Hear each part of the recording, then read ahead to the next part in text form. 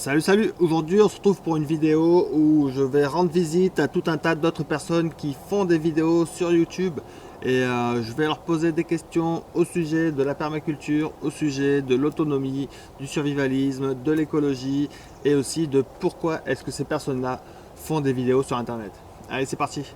Je vous propose de commencer par les présentations. Alors, qui êtes-vous ? Olivier, 42 ans, passionné dingue de potager, de potager au naturel, essayer de faire les choses en préservant sa terre, son sol, et aussi en même temps passionné de nourrir ma famille avec les légumes qui sortent du potager. J'y trouve une sacrée raison de vivre même, d'exister, et aujourd'hui je le partage avec ma chaîne, le potager d'Olivier, où je partage cette quête de nourrir sa famille, mais aussi de se nourrir, nourrir son esprit, nourrir notre existence. Voilà, ça chemine. J'ai pas fini. Je m'appelle Alicia, j'ai 26 ans, bientôt 27, et j'entame ma 3e année ici sur mon terrain dans le Var. Je suis sur un terrain en forêt, un terrain de 5000 m², et ça fait bientôt 3 ans que je vis ici et voilà, que je m'épanouis en pleine nature. Je pourrais dire que je suis le pépé du pépé. Celle-là, je l'aime bien, le pépé du potager du paresseux, mais elle n'avance pas le schmilblick. Je suis fils de petits paysans d'Alsace-Bossu, donc à une centaine de kilomètres d'ici. Mon père était aussi un producteur de plants, de légumes et de fleurs. Et je pourrais donc dire que l'horticulture ou le maraîchage ou le jardinage, je suis tombé dedans tout petit à l'insu de mon plein gré. Et ça explique pourquoi je déteste le maraîchage, puisque ça a été une corvée. Quand mes copains allaient jouer au foot, moi c'était Didier, il faut faire ça. Et à cette époque-là, on ne désobéissait pas aux paroles. Et on ne négociait pas non plus le dernier smartphone à la mode. Donc, petit-fils de paysan. Deuxième élément marquant, ça a été le fait que j'ai eu la chance de bénéficier de l'ascenseur social qui dans ces années-là marchait. Et donc j'avais des bons résultats scolaires, j'étais motivé. Très jeune, j'ai voulu être ingénieur agronome et la République française m'a permis de faire des études et de faire donc ce qu'on appelait à l'époque de grandes études, puisque effectivement, classe préparatoire, École nationale supérieure d'agronomie, je suis un authentique agronome et c'est une des choses, je pense, qui alimente la conception du potager du paresseux. C'est, je le dis des fois par provocation, un potager qui est très hard en sciences. Dernier point, un infarctus il y a 12 ans, sévère. J'ai cru que j'allais mourir. Ce qui m'a inspiré cette très belle phrase, je trouve, c'est les gens qui jugeront, mais moi je la trouve belle. Je me suis cru mort et par chance, je vis encore. Et à partir de là, ça a été une libération formidable. Très franchement, ce que tu penses, ce qu'une personne qui vient à mes conférences pense, je m'en fous. Je suis mort. Lydie. Eric. Parfait. C'est la présentation la plus courte, c'est parfait. Pourquoi faites-vous des vidéos ? On s'est mis à faire des vidéos pour transmettre du savoir, avant tout. C'était vraiment Oui, toi. l'idée première. Quoi, l'idée Oui, toi. première, ouais. Toi. Oui, moi, ouais. Moi, c'est différent. Moi, c'est pour qu'ils transmettent le savoir à quelqu'un d'autre. Non, mais en fait, on a fait des vidéos. Moi, à la base, je voulais pas en faire. À la base, ça devait être que lui. Moi, je ne voulais pas en faire. Bon, on s'est aperçu que ça marchait quand même mieux à deux, puisque tout seul, il avait un peu du mal. Et donc, du coup, comme moi, je dis, quelque part, il m'a permis de réaliser mon rêve pour vivre, pour créer la cabane. Du coup, toi, son rêve, c'était de transmettre du savoir et donner des clés aux gens pour qu'ils puissent se libérer un peu de tout ça et de l'argent et de plein de trucs. Donc du coup, je dis, allez, je le fais avec toi. Mais je pense que je me suis fait avoir parce que du coup, il parle devant la caméra et après, tu fais plus rien, quoi. Si, j'ai monté la dernière. La dernière, c'est toi qui l'as monté. L'avant-dernière. Ouais. C'est vrai, il en a monté une sur toutes. Ouais. Voilà. Je commence. Ouais, c'est transmettre du savoir plus que... Ouais, parce que c'est ce qui... Et de la joie. Et de la joie. On Oui, se prend pas la tête. et de la joie Et de aussi, la joie. voilà, parce que on trouvait que il y avait beaucoup de chaînes, mais c'est très sérieux. Et nous, on veut aussi montrer qu'on est heureux de vivre comme on vit. Après, on n'a pas le choix. Et donc, de transmettre aussi du bonheur. Mais on n'a pas le choix. Ouais, on n'a pas le choix, on est comme ça. Non, c'est-à-dire qu'on ne peut pas jouer. C'est pas possible. On sait pas. C'est, Nous, on a essayé la présentation. Putain. On a fait, je sais plus, 10 prises. On a dit. En fait, on avait préparé un texte et c'était nul. Quoi. C'était nul, clairement. On s'est dit, mais en fait, on va le faire au feeling et on s'est aperçu que c'était beaucoup plus sympa, puis beaucoup plus agréable à regarder. Et du coup, on fait toujours au feeling. Et que nous, ça nous est marré de nous voir faire les pitres Ouais, aussi. voilà, Donc, du coup, on a profité. On trouve que c'est justement, plus ça va être naturel, plus on va transmettre quelque chose de vraiment sympa. Avant de vivre ici en forêt, quand j'ai voulu m'intéresser en fait à tous les sujets d'autonomie, de permaculture, etc., j'ai beaucoup regardé de vidéos sur YouTube et ça m'a énormément inspirée en fait et ça m'a donné de la motivation pour à mon tour faire mon projet. Et au bout d'1 an de vie ici, je me suis dit pourquoi pas partager cette aventure si ça peut permettre à des personnes, si ça peut leur donner envie à eux aussi. Et puis en fait pour montrer que c'est possible de vivre plus simplement, heureux, même quand on est une femme. Voilà. J'admets que malgré tout un ensemble de critiques qu'on peut faire aux GAFA et à tous ces systèmes, malgré le fait que si on est lucide, on voit que Internet, ce n'est pas un instrument de liberté, hein, c'est une sacrée machine à mettre les gens comme il faut, quoi, hein, et à en faire des milliards. C'est une machine à faire de l'évasion fiscale, etc., etc. Donc ça a été pour moi quelque chose pas facile du tout, mais effectivement, j'admets que c'est un vecteur qui permet de toucher un grand nombre de personnes avec une facilité évidente. Ta petite caméra, un petit micro là, et puis voilà, moi je l'ai fait toute seule dans mon potager, je plante ma caméra, puis je monte, ça me prend une demi-journée, une journée, et j'ai une belle vidéo qui parle à des tas de gens, parce qu'il y a mon discours, mais il y a surtout les images qui sont derrière. Et si je fais attention à ce que ces images soient bien cohérentes avec le message que je veux donner, c'est un outil puissant, quoi. Voilà pourquoi. Alors, pourquoi faire cette forme de dissémination des idées? Parce que finalement, c'est ça la question, quoi. La vidéo n'est pour moi qu'un moyen, comme l'est ma présence sur le forum Éconologie, comme l'est le bouquin qui est sorti ou celui qui va sortir. Ce sont des médias, c'est-à-dire des moyens qui me permettent de disséminer les idées. Pourquoi je dissémine mes idées? Je pense que, premier aspect, j'essaye de ne pas me positionner en gourou. Je dissémine des idées, ça veut bien disséminer, allons à la racine des mots, semence. Donc je considère que mes idées sont des graines. Dans mes conférences, dans mes vidéos, etc., je jette des graines. Certaines de ces graines, je sais très bien qu'elles vont tomber sur un caillou. Elles sont perdues. Et ça ne me gêne pas. Le mec, il a le droit d'être un caillou, de ne rien vouloir comprendre à ce que je lui dis. Qui suis-je pour lui dicter sa conduite à lui? J'ai même été plus loin. Je suis pour l'inscription de la Constitution du droit de mourir con. Tu es con, tu as le droit de mourir con, rien à dire. J'espère bien entendu que certaines de ces graines vont tomber sur des terres fertiles. Peut-être est-ce une forme d'ego, il ne faut pas se le masquer, de dire tiens, ta réflexion va peut-être amener quelqu'un à dire ah oui, tiens, ça j'y avais jamais pensé, c'est comme le fil à couper le beurre.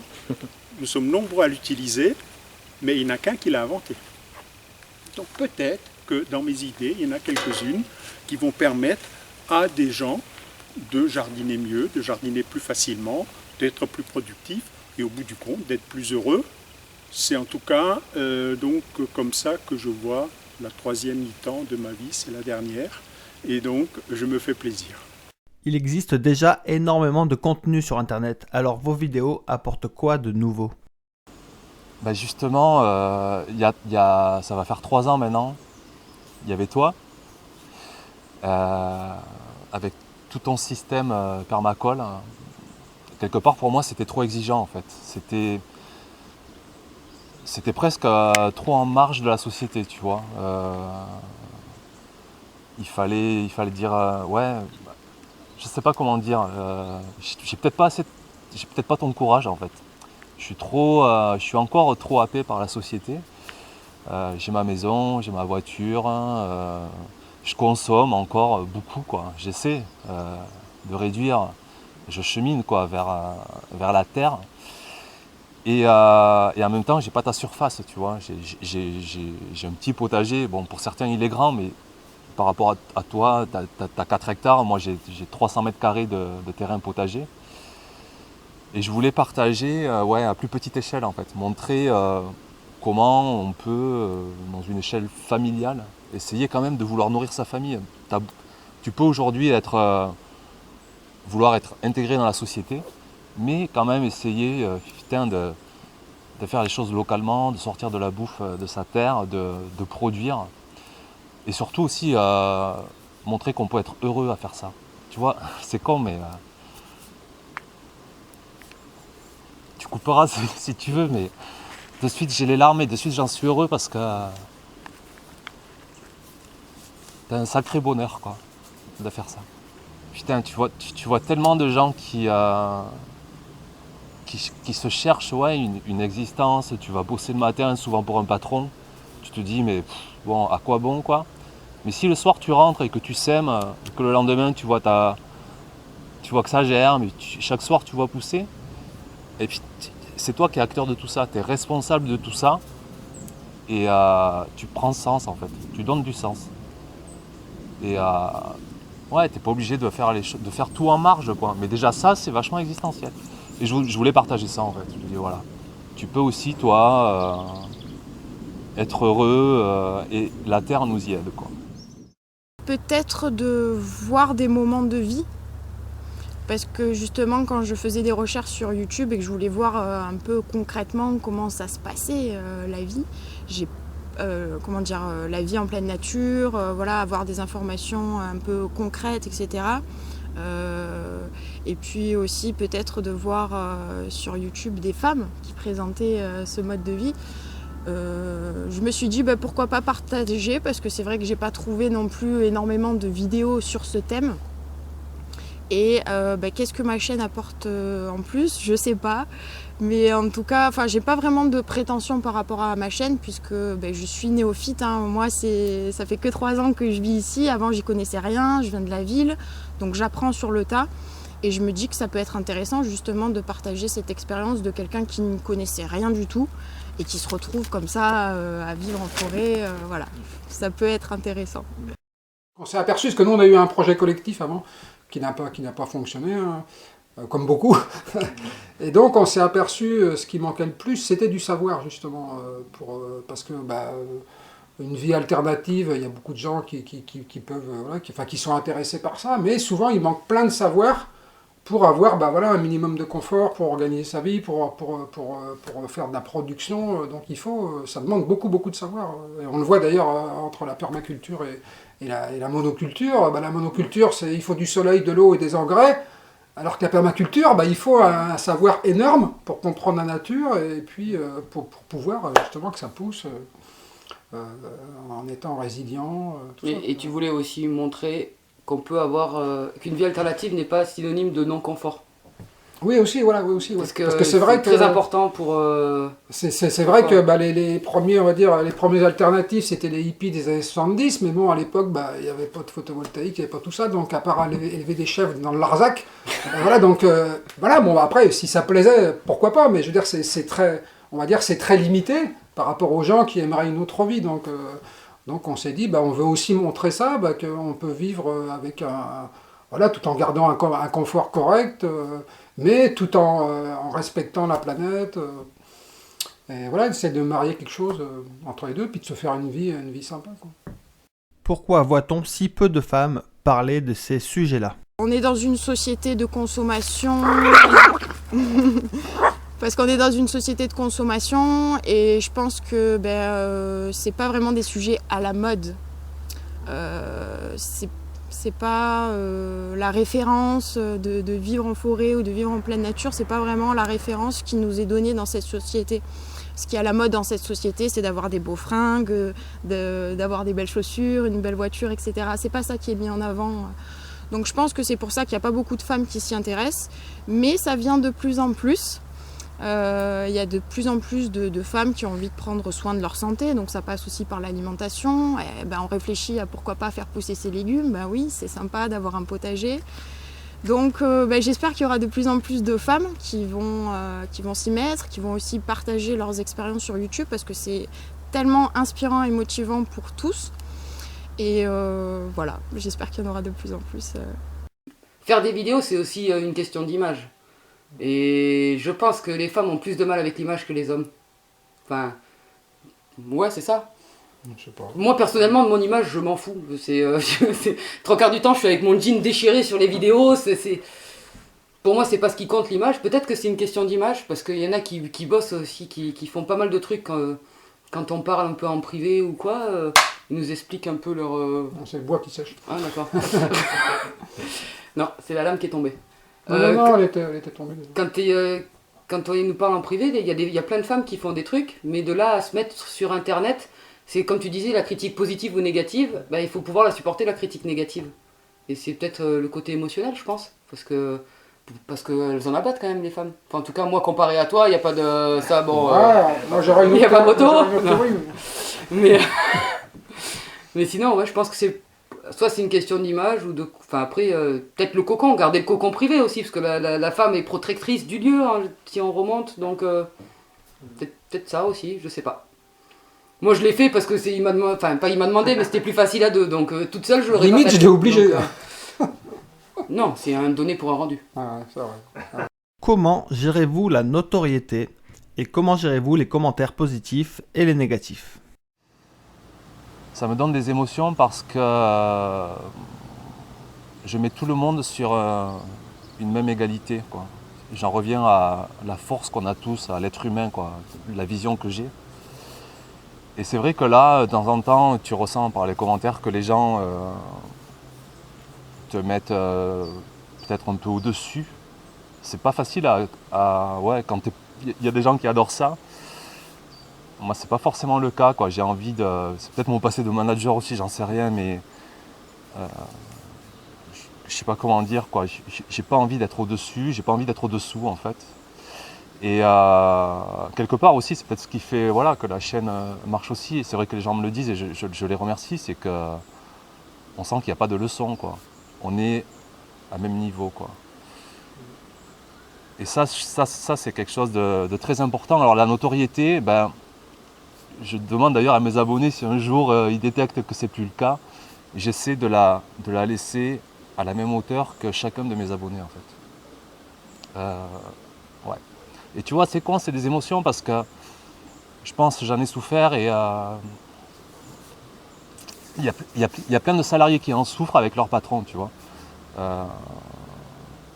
Souvent aujourd'hui, t'as pas la force de... T'as pas forcément la force évidente d'être à la même hauteur que quelqu'un. Alors pour qu'il soit à ta hauteur, tu tapes dessus, quoi. Tu vois, il est au-dessus de toi et tu tapes. Ah, t'as mal bossé, quel boulot de merde tu as fait. Tu tapes et il est à ta hauteur. Et c'est bon, là, t'es bien. Voire même, tu tapes encore plus et t'es au-dessus. T'es le patron et tu rentres chez toi, t'es content. Moi, je l'ai vécu un peu ça. Je pense qu'on... Voilà, dans des échanges de vie, des fois c'est avec les parents, des fois c'est avec des amis. Et ouais, donc la notoriété, quelque part, je veux pas l'entendre encore. Non. Et le fait que j'ai des retours élogieux, vraiment élogieux du livre, j'ai même des mails où j'étais la larme à l'œil, quoi. Quelqu'un qui m'écrit, je résume, je suis à l'hôpital, on vient de me découvrir une tumeur au cerveau, je n'arrive pas à lire, je n'arrive pas à dormir, je suis en train de lire votre livre, et il conclut quand je sortirai, pas si je sortirai. Il était tellement pris par l'envie d'essayer le potager du paresseux Il s'est déjà projeté dans « il sera guéri ». Alors qu'avec une tumeur au cerveau, je le lui souhaite du fond du cœur. Mais quand j'ai lu ça, j'ai les larmes qui coulent, quoi. Donc j'ai beaucoup de retours positifs. Il y a quelques emmerdements. Les gens qui débarquent chez moi sans avoir prévenu, parce que du coup, étant un personnage public, à tout moment de la journée, je devrais faire visiter mon potager. Tu as évoqué les critiques parfois corrosives, j'en ai peu. Il y a une espèce de, comment dire, de filtrage, je ne sais pas. Alors si, j'ai quelques idées. Je fais des vidéos, je ne sais pas si tu l'as vu, certaines font 2 heures. Très franchement, ça élimine tous ceux pour qui une vidéo c'est 7 minutes, quoi. Donc ceux que j'aurais tendance à classer parmi les cons. On est exposé et aux compliments et aux critiques et du coup comment je gère ça? Au début c'est vrai que c'est pas évident quand tu commences à partager tes vidéos et que tu te prends un peu des commentaires pas très sympas ou quoi. C'est vrai qu'au début tu te dis pourquoi, qu'est-ce que j'ai fait et tout. Mais le fait j'ai quand même une communauté très bienveillante et voilà, franchement j'ai pas trop à me plaindre. Comment dire, les personnes voilà, sont pleines d'amour et me soutiennent vraiment dans mon projet. Et puis après, il faut quand même prendre du recul par rapport à YouTube, par rapport aux commentaires, pas prendre les choses non plus trop personnellement. Et puis, ça m'a permis aussi de comprendre que de quoi que tu fasses, il y aura toujours des gens de toute façon pour te critiquer. Tu ne peux pas plaire à tout le monde, c'est normal, chacun a son point de vue. Et puis aussi, ça peut être frustrant parce que quand tu essayes de t'améliorer en fait, dans ton mode de vie et qu'on te dit « ouais mais tu fais pas ça » ou « ça c'est pas suffisant », ça peut être décourageant parce que tu te dis « oh je reviens de loin, j'ai déjà fait quand même beaucoup d'efforts » et puis on te montre ce que tu n'as pas encore travaillé. Mais c'est bien, c'est intéressant, donc c'est plutôt constructif. Et puis après, les commentaires trop nuls, voilà, il ne faut pas les prendre à cœur. Mais c'est vrai que c'est intéressant aussi d'avoir des commentaires constructifs. Ça permet d'avancer et de voir là où on n'a pas encore travaillé et de se dire, là, il va falloir encore faire des efforts sur ci ou sur ça. Voilà. On n'est pas assez connu, je pense, pour avoir trop de détracteurs. Là, pour le coup, tu peux pas parler parce que c'est moi qui réponds aux commentaires. C'est vrai. Mais dans la majorité, je vais dire 99,9% des cas, on a des super commentaires. Donc c'est vrai que on n'a pas le côté vous êtes nuls, on l'a pas. Et on a eu un commentaire style ni fait ni à faire, mais sur une vidéo où ça veut rien dire ce que tu me dis, quoi. Voilà, je t'explique comment ça marche un truc, donc ça veut rien dire. Si, j'ai été un camionneur une fois. Ouais, c'était le seul truc, mais bon, quand un mec il te dit que t'es un camionneur, quand tu lui parles de photovoltaïque, c'est-à-dire qu'il est venu chercher une info qu'il n'avait pas et c'est une gonzesse qui te la donne, il a dû avoir du mal. Non, je dis ça, après j'en sais rien, mais c'est ce que je me suis dit. Je me suis dit, après c'est forcément... Mais sinon, non, les gens sont plutôt... Non, ça va, non, ils sont plutôt bienveillants. Au contraire, ils nous encouragent à continuer plutôt. Ouais, quand par exemple, on a dit on voulait pas plus faire de vidéos à rythme régulier parce que pour nous c'est trop. Non, mais du moment que vous arrêtez pas, faites comme vous voulez. Donc du coup, c'est vrai que c'était plutôt... Ils sont plutôt bienveillants. Et puis après, moi, c'est une chose à laquelle j'accorde de l'importance, c'est que le cerveau humain, il a toujours tendance à voir le côté... il se focalise sur le négatif. Alors que nous, et bien souvent, dans la vie, le négatif, c'est 1%. Donc voilà, il faut surtout pas en tenir compte et puis avancer avec le positif et prendre le positif, c'est ça qui nous fait avancer tous les jours. Et nous on essaye de prendre le négatif, il y en aura toujours parce que c'est dans l'espèce humaine, voilà, il y a c'est dans la vie en général, il y a du entre guillemets du bien et du mal ou du négatif, du positif et c'est ça qui fait un équilibre au bout du compte. Donc oui, mais nous on voit le positif. Ça en fait partie, puis c'est aussi comment dire, les critiques, ça peut être aussi constructif. Ça peut aussi nous faire poser des questions à nous-mêmes, voilà, nous remettre en cause. Donc non, c'est pas... Voilà, puis bon, des fois, quand ça n'a aucun sens, c'est pas très grave. Quoi, Il y a-t-il de réels problèmes écologiques? Ou alors c'est juste un effet de mode? C'est une très bonne question et j'ai pas fini de cheminer là-dessus. Parce que tu me connais et je vais toujours chercher l'opposé. Je te prends l'exemple du climat. Aujourd'hui, si tu regardes la bibliothèque sur des livres qui existent sur ce sujet, tu peux te convaincre que l'homme est responsable. Tu peux aussi te convaincre que l'homme ne l'est pas. Tu as des apports scientifiques, tu as le GIEC qui dit que clairement, depuis 20 ans, le rapport sort tous les 5 ans. Et chaque 5 ans, le rôle de l'homme est de plus en plus concret sur le réchauffement climatique. Mais tu trouveras aussi sur YouTube notamment des gens qui te diront que le GIEC c'est du lobbying scientifique, que ça fait vendre aussi que de dire que l'homme est responsable. Et ouais, la vérité aujourd'hui, je trouve qu'elle est difficile quoi, à cerner. Alors chaque jour je chemine. Après, clairement, j'ai des convictions, c'est que il faut prendre soin de la Terre et surtout il faut être connecté avec elle en fait. J'ai vraiment une sensation qu'on s'en éloigne de trop et le virtuel aide pas trop au bonheur, quoi. Là, c'est une conviction que j'ai. Et après, je trouve que parfois, par contre, ouais, on joue un petit peu sur le catastrophisme. Ça fait vendre. Disons que je ne serais pas le premier à faire de la je crois qu'on appelle ça la collapsologie. Aujourd'hui, on nous vend l'effondrement, ça fait vendre. Hein. Je suis trop optimiste pour ça en fait. Et j'ai trop confiance en l'être humain, quoi. Je trouve qu'il est capable de tout, quoi. On peut vraiment, chacun d'entre nous, on est quand même des êtres extraordinaires, on est capable de tout quand on s'en donne les moyens. On a 5 sens qui sont hyper développés. Et j'arrive pas à croire qu'on puisse faire autant de mal. Et en même temps, je donne une puissance folle à la nature, en fait. J'arrive pas à croire que la nature, on puisse la blesser. Elle est tellement forte. Regarde, hier c'était inondé, vous avez pris 300 millilitres. Je viens aujourd'hui, il n'y a presque déjà plus aucun signe. J'ai du mal à croire parfois qu'on puisse avoir un impact aussi préjudiciable sur la Terre. Mais ça, c'est un simple ressenti. Pour moi, c'est super important. Moi, je suis écolo depuis au moins 30 ans. Donc, pour moi, il y a une urgence, en fait. Parce que, voilà, il y a quand même des faits, je veux dire, au niveau, destruction de la biodiversité, les insectes, les poissons, tout ça. Donc, il n'y a plus rien à prouver là-dessus. Aujourd'hui, on sait qu'il y a des dégradations majeures. Mais en fait, le problème, le fin fond du truc, en fait, si on enlève un parasite, si on enlève l'humain, la nature, elle se démerde. Hein. Ah oui, le truc, c'est nous. C'est nous. sûr, le jour où, si nous, on n'y est plus, non, la nature, elle a pas besoin de nous, elle se démerde toute seule. Hein. Ouais. C'est nous qu'on est en train de tout piétiner. Donc s'il y a un problème, c'est de notre faute à nous. Et c'est à notre conscience, à nous regarder. C'est pas dire, lui il a fait ça, comme je disais un peu tout à l'heure, couper des arbres. Il y a l'effet de mode, mais il faut pas. Voilà, l'effet de mode, ça sert à rien. Si t'as pas vraiment la conscience, l'effet de mode, ça sert à rien. De toute manière, s'il y a quelqu'un qui va crever, c'est pas la nature, c'est toi. Hein. Donc les espèces vont revenir petit à petit. Hein. Ouais. Puis en plus, la dégradation, elle est amplifiée par le fait que l'homme, il a des outils industriels à sa portée. Je veux dire, donc du coup, il peut détruire beaucoup plus, quoi. Si l'humain était toujours, on va dire, en manuel, il pourrait 100 fois moins ou 1000 fois moins dégrader la nature.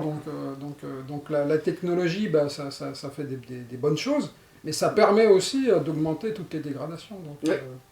Donc oui, l'écologie, en tout cas aujourd'hui, c'est hyper important, quoi. La Terre va s'en sortir, après, à recréer ses équilibres en fonction des espèces qui ont disparu, tout ça. Par contre, oui, ce qu'on est en train de dégrader, c'est le biotope humain. C'est l'humanité qui est en jeu. Parce qu'en fait, on est ensemble. Il serait grand temps qu'on fasse quelque chose, quoi. On est ensemble, en fait, la nature et l'homme. L'homme peut pas vivre sans la nature, mais la nature peut très bien vivre sans l'homme. Déjà, il faudrait réintégrer l'humain dans son milieu naturel.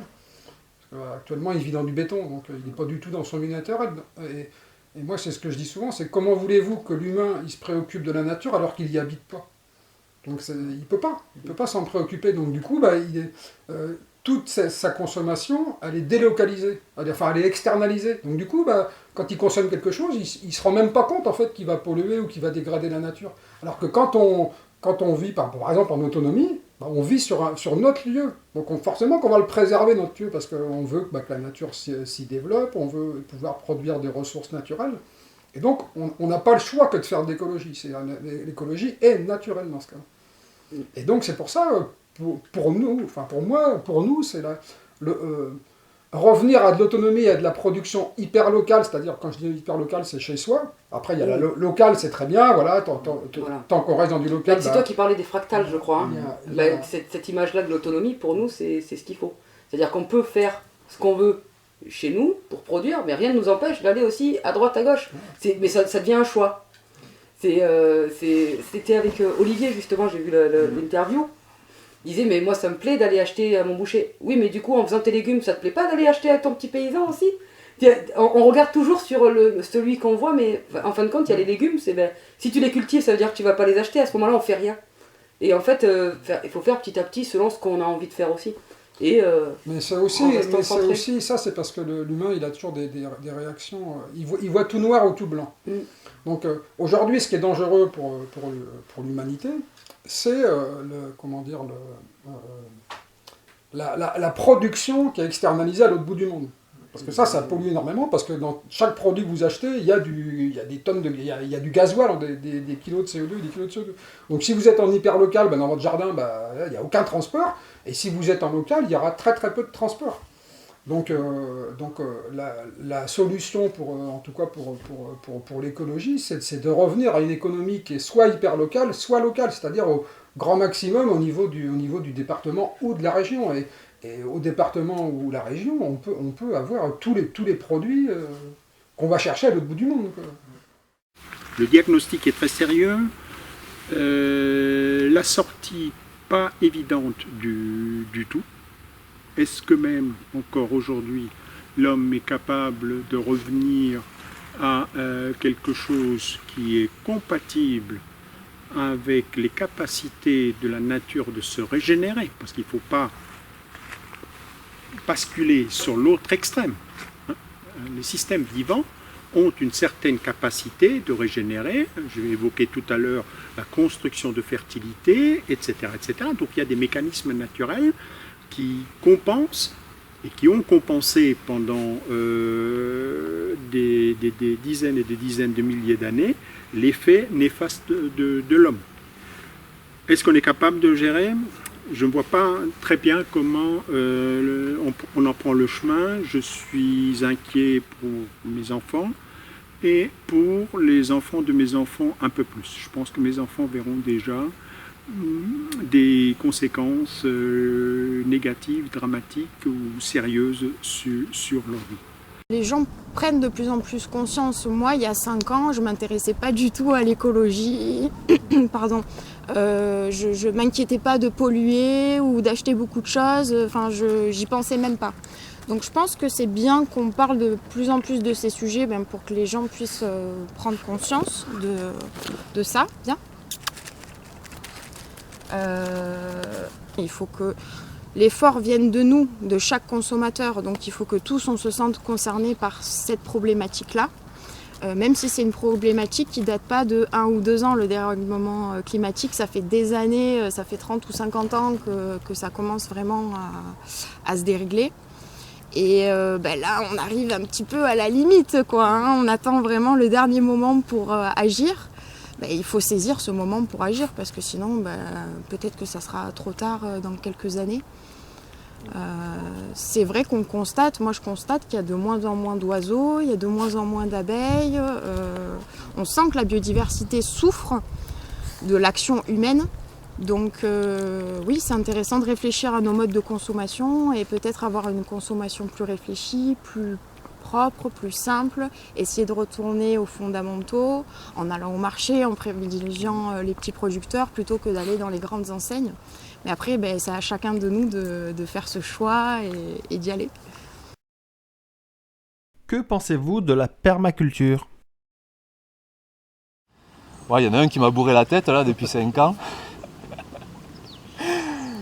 Qui m'a sacrément inspiré, qui m'a ouvert à des tas de choses. Bon, c'est toi, tu t'en doutes. Hein, et puis pas que toi. J'ai été sensible à toutes ces, cette nouvelle vision du sol notamment. Enfin, cette nouvelle, elle y a toujours été, mais on l'a perdue avec toutes ces modes de production hors sol. Aujourd'hui, on fait pousser des légumes dans des substrats. Donc ça, la permaculture a le mérite de remettre les choses au point et de ne pas oublier que le sol est la pièce maîtresse de bien des choses. C'est à mon sens même la première richesse sur notre planète, le sol, la terre. Et en même temps, le regard que j'ai, c'est que je l'utilise plus sur ma chaîne, ce mot, quoi. Parce que quand je l'utilise, on va me dire, mais tu as un chauffage électrique, c'est pas bien. Tu as une serre en plastique, c'est pas bien. Tu mets un coup de grelinette, c'est pas bien. Waouh, et ça, c'est dans ma tête, hein, c'est pas possible. Et on en a parlé, c'est vrai que toi, le premier aussi, tu remets peut-être les choses au point. Et s'il y avait que des gars comme toi qui témoignent de la permaculture avec beaucoup de tolérance, j'en parlerais plus facilement. Mais aujourd'hui, du coup, ça évoluera peut-être, mais j'en parle plus sur ma chaîne. Je me contente de dire que je fais du potager, au naturel. Donc la permaculture, je m'en inspire en cachette en fait. Et franchement, ouais, voilà. Je m'en inspire énormément, mais j'en parle peu. Est-ce que le potager du paresseux, c'est de la permaculture ou pas? Très franchement, je m'en fous. La permaculture, il faudrait qu'on se mette d'accord sur quelle permaculture. Je rappelle que la permaculture n'est pas une technique de maraîchage ou de jardinage. Je réfère au fondateur, Mollison. C'est une philosophie de vie avec un corpus technique extrêmement flou. Mollison ne dit pas comment il faut jardiner. Il dit qu'il faut jardiner en respect pour détruire le moins possible, en respect du vivant, etc., etc. Et malheureusement, en France, si j'ai quelque chose à dire sur la permaculture, c'est que c'est devenu une mode, et que c'est devenu une mode qui parfois frise le stupide, et je ne dis pas de quel côté du stupide. Et des fois, c'est carrément con. Parce qu'il n'y a pas de diagnostic, il n'y a pas de réflexion sur le vivant, donc il y a des permaculteurs qui sont des anti-Mollison. Je rappelle quand même, les gens devraient vérifier. Permaculture, contraction de permanent culture. Pour les anglo-saxons, une culture, c'est pas l'agriculture. La culture au sens d'un champ, c'est crop et c'est cropping. Vérifiez. Et culture, c'est une civilisation.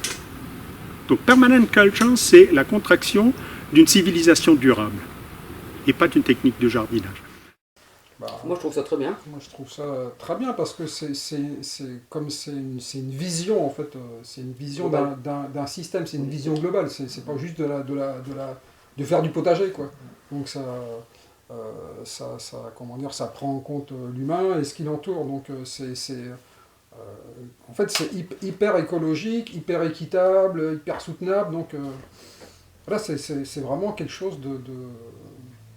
Enfin, moi je trouve que c'est quelque chose de parfait en fait pour envisager un nouveau monde, quoi. Si on sort de la vision uniquement potager, le problème c'est que c'est surtout centré potager.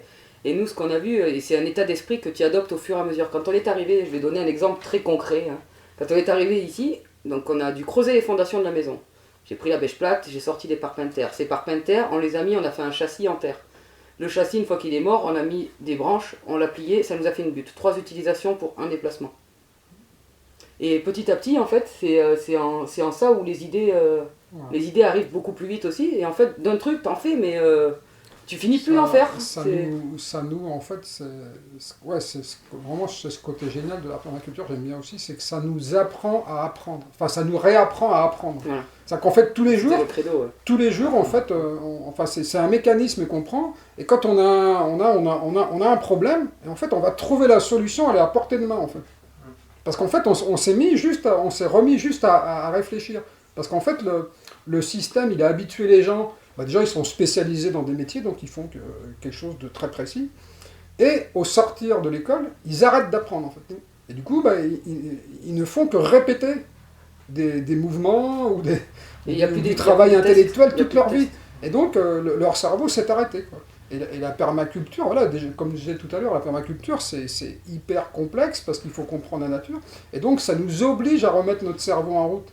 Et c'est quelque chose de génial parce qu'en fait, tous les jours, on trouve des solutions et à chaque fois, on s'étonne en fait de les trouver. Enfin, en l'occurrence, ici, c'est plutôt moi qui les trouve, les solutions. Oui, bon. Lui, il les T'en fait. trouves aussi. Il les fait. Oh, tu n'en plus. Lui, il les fait et moi, je les trouve. Mais je les fais aussi. Non, mais c'est vrai, c'est... Et après, on est deux aussi, c'est un avantage. Oui, c'est pour ça, je te blague. C'est un avantage aussi d'être deux. Non, mais là, généralement, tu dis je, donc j'estime que j'ai. Ah, c'est vrai, c'est vrai. Prends ta part. Je prends ma part un peu parce qu'il me la donne pas. C'est vrai. Mais elle se défend bien, elle se défend bien. Je la prends parce qu'il me la donne pas. S'il reconnaissait que j'ai trouvé plein d'idées, le poil c'est moi, les Si, c'est châssis vrai, c'est vrai, moi. c'est vrai, c'est vrai, c'est vrai. Mais tous les trucs qu'il présente, ouais, alors j'ai fait ça, j'ai fait. Alors quand il dit on en fait, quand il dit on c'est moi. Ah, c'est quand c'était pas réussi. Et quand il dit je c'est lui. Voilà, c'est on c'est moi et le je c'est lui. On traduira. Ouais. Comme ça, elle reste motivée, tu vois. Non mais on trouve toujours plein de solutions et des fois tu te dis ouais j'ai trouvé un truc, tu vas sur internet et le fait de poster une vidéo, bah du coup quand tu mets le titre, par exemple gâteau à la poêle, je me suis dit ouais j'ai inventé le gâteau à la poêle, j'ai dit je fais un test, j'ai inventé, en fait ça existe depuis des années, je savais pas qu'il y avait des vidéos dessus, j'étais jamais tombé dessus, j'ai posté la vidéo dans les suggestions, l'avantage c'est comme t'as mis le titre gâteau à la poêle, et après t'as les suggestions pour... Tous les gâteaux à la poêle. Je dis non mais j'ai rien inventé du tout là. Dégoûté. Mais en même temps je me suis dit bah, en fin de compte on sait tous les trucs. Si on se connecte, on sait tous. Tu suffit juste de rebrancher son cerveau. Non, mais ça Voilà, prouve on peut bien pas que connecter. ça, tu vois, le fait que tu l'as vu, qu'il y en avait plein d'autres qui l'avaient fait, ça prouve bien qu'il y a plein de gens qui testent des choses.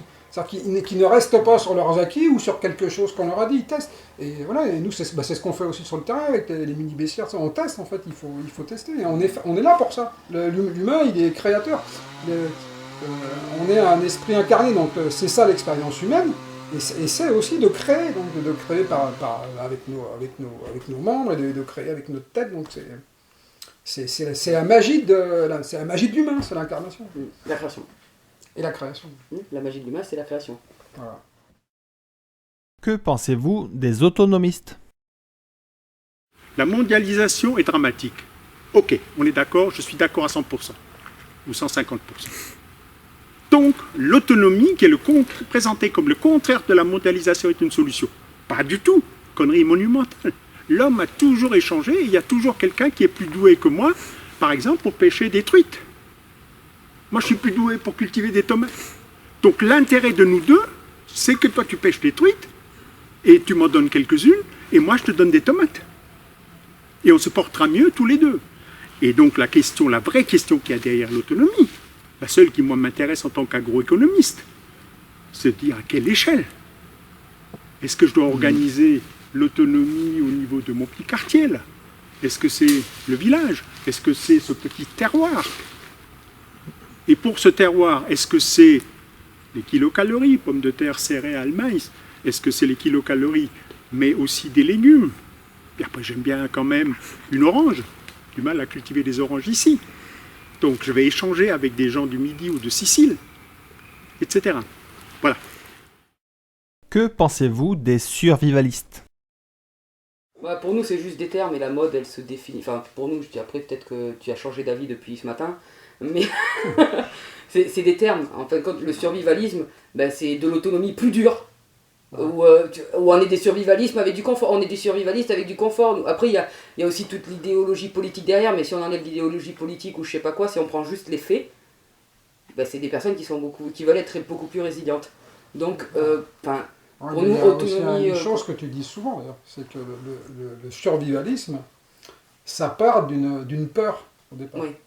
Alors que nous, par exemple, c'est ce C'est qu'on un explique choix de dans bonheur. nous, l'autonomie, c'est un choix de vie. Parce que ça nous plaît. On n'est pas venu à la campagne voilà, pour avoir un cadre de vie sympa, tout ça, par peur. Parce que ça nous plaît. Alors que le survivalisme, c'est en réaction par rapport à des choses qu'on La peut théorie nous faire d'effondrement, croire, enfin la théorie voilà. après.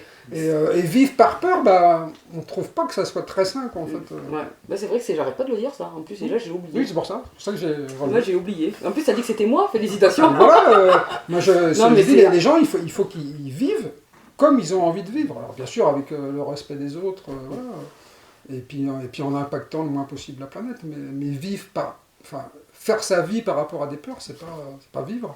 Voilà, C'est survivre, c'est peut-être pour ça qu'ils s'appellent les survivalistes. Voilà, c'est survivre. Faut aller plus. Ah voilà, en fait, il fallait juste reprendre l'étymologie. C'est ça. Non, mais il faut essayer de faire des choix, voilà, pas en réaction d'une peur ou de quelque chose qui est potentiellement va arriver. Je dis potentiellement, je vais peut-être me faire lyncher parce qu'on entend tellement de théories de partout, mais depuis des années, on doit crever. Depuis des années, ça va s'effondrer. Alors peut-être que là, oui, ça va arriver là, mais on sait pas quand. Il y a personne qui est capable de nous dire une date. En attendant, vivant heureux. Enfin, je sais pas, si on se prépare, on peut vivre bien. Nous, on a fait le choix parce que ça nous plaisait.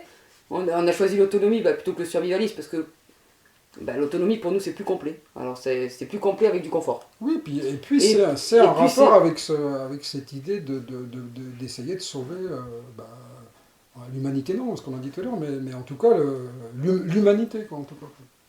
D'arriver de faire en sorte qu'on continue à vivre, non mais que l'humanité continue à vivre sur cette terre de façon assez oui, simple. Après, il faut, s'il y en a qui peuvent vivre plus rustiquement leur autonomie, on peut les appeler des survivalistes aussi. On a des amis qui ont pas de panneaux solaires, tout ça, ou qui en ont qu'un juste pour les téléphones ou quoi. Ils se débrouillent. Oui, mais ça, je dirais, c'est pas non, mais c'est un choix de vie pour eux. C'est un choix de vie pour eux. Ils l'ont pas fait en réaction d'un effondrement. Tu peux. C'est-à-dire que plus tu vas vivre rustiquement, c'est sûr, plus tu vas être écolo. Après, nous, c'est pour ça on montre avec une autonomie qui a un certain confort. Parce qu'on ne pense pas que si on montre un côté rustique, ça va attirer beaucoup de monde. Alors, il y a une partie on va dire, des humains qui est tout à fait capable de vivre rustiquement. Mais c'est une toute petite partie. Et comme aujourd'hui, il y a quand même un besoin urgent que l'ensemble de l'humanité change de vie, c'est quand même mieux qu'ils transitionnent en passant par un confort, on va dire, acceptable, qui transitionne pas du tout, quoi. Donc pour nous, c'est important aussi de montrer ça, quoi. Et ça n'empêche pas que si vous pouvez vivre rustiquement, ça sera encore mieux, quoi. Après, ils ont des techniques aussi qui peuvent être adaptées à l'autonomie. Parce qu'on était parti sur les survivalistes. Voilà, on peut vivre sans électricité. Il y a des techniques aussi qu'ils mettent, plein de techniques ou des astuces qui peuvent aussi qui peuvent servir à l'autonomie. C'est pour ça. Et des techniques de l'autonomie qui peuvent servir au survivalisme. Il y a plein de domaines qui se recoupent. Donc pour moi, c'est juste des termes pour se faire la guerre, comme d'habitude, quoi. Parce qu'on est tellement bien quand on se fait la guerre, c'est tellement con. Enfin, je suis un bisounours, voilà, c'est le truc en ce moment, les gens un peu qui ont le sourire, c'est des bisounours. Ouais, je suis un bisounours, viens me faire chier, on va voir c'est qui le bisounours. On en revient à ce que je disais tout à l'heure, c'est que quand les gens, on les a tellement habitués à avoir un boulot donc spécialisé, en fait, même quand ils sortent du truc, ils se spécialisent toujours, quoi. Souvent les gens ont des hobbies, des trucs, et en fait ils font que ça, quoi.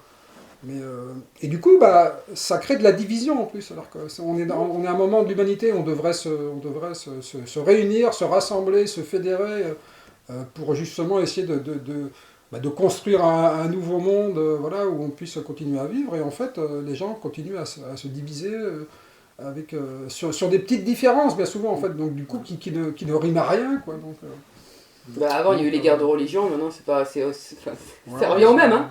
Ça revient au même, tu veux te faire la guerre parce que tu n'emploies pas le même terme, quoi, ou toi t'es plus rustique que l'autre, mais on a une idée de vie qui va dans autre chose, quoi, enfin, bref. Un petit mot de fin pour les personnes qui regardent cette vidéo. Il ne faut pas se focaliser sur des discussions autour de techniques. Einstein arrive au bout de ses calculs, E égale mc². C'est une vérité scientifique. Qu'est-ce que j'en fais? Une bombe atomique? La radiothérapie pour soigner un cancer? C'est toujours E égale mc². Ça, c'est la science brute. Après, il y a quelque chose que j'appelle l'éthique, c'est-à-dire qu'est-ce qui, pour moi, et par extension, pour un groupe, par exemple la France, on estime devoir faire avec cette technique. Qu'est-ce qui est amélioré? L'humanité, la vie sur Terre, avec cet outillage technique que j'ai. Et j'espère que ceux qui me regardent sur mes vidéos perçoivent que derrière ce que je dis de mon potager, il y a aussi une philosophie autour de ce qu'est le vivant, quel est le sens du vivant, où va le vivant, comment est-ce qu'il fonctionne, et comment moi, homme, partie du vivant, je me situe là-dedans. Et si je le vois comme ça, je pense que je suis un permaculteur très proche de Molisson. Faites le choix du bonheur.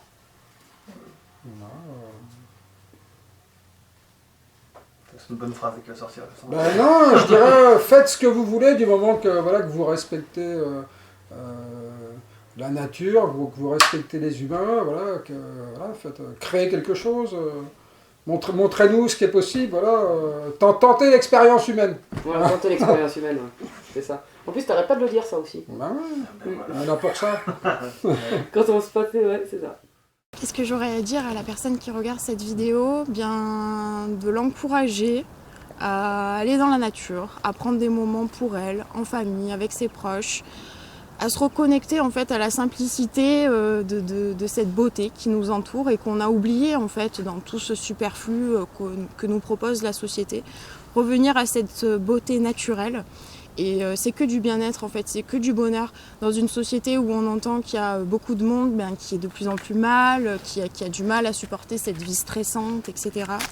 Et bien le fait de prendre un moment pour soi, se reconnecter à la nature, voilà, moi je le conseille, ça fait un bien fou. C'est une très bonne thérapie.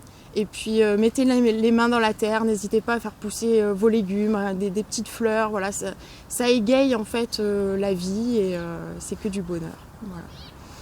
Super. Et puis si vous avez envie de vous lancer en autonomie, n'hésitez pas. Et puis n'hésitez pas aussi à vous lancer comme moi sur YouTube à la base. Enfin, je ne suis pas quelqu'un qui fait des vidéos, qui est forcément à l'aise pour parler devant la caméra. Et pourtant, je pense que ça peut inspirer, ça peut motiver des personnes. Donc n'hésitez pas à partager ce que vous aimez faire dans la vie en fait. C'est ça le principal, je pense. Et les gens le sentiront en fait si vous êtes bien. Inspirez-vous de la diversité et écoutez chaque différence que vous allez trouver, que ce soit dans vos inspirations, que ce soit dans chaque être humain qui va vous parler. Et puis surtout, soyez fiers de vous, quoi. Parce que vous vous levez l'âme sûrement tous les matins pour aller bosser. C'est ça aussi, tu parlais de la notoriété, mais ouais, c'est sûr, on a du boulot, il faut faire des vidéos, il faut faire du partage, mais je pense tous les matins à tous ces ouvriers qui se lèvent les fesses, qui vont taffer pendant 7 heures, 8 heures et qui te regardent le soir 5 minutes. Qui a le mérite d'avoir une notoriété, quoi. Est-ce que c'est toi ou est-ce que c'est le gars qui va bosser, quoi. Donc, ouais, soyez fiers de vous et là, le gars que vous voyez justement de l'autre côté, il a absolument rien de plus que vous, quoi. Soyez fiers. Bon ben voilà, je vous remercie beaucoup d'avoir suivi cette vidéo jusqu'à la fin, hein. C'était une assez longue vidéo, mais je pense que tous les sujets abordés sont intéressants et les intervenants sont également intéressants, notamment de par leur diversité. Et donc je vous dis à la prochaine pour une prochaine vidéo. Allez, ciao ciao.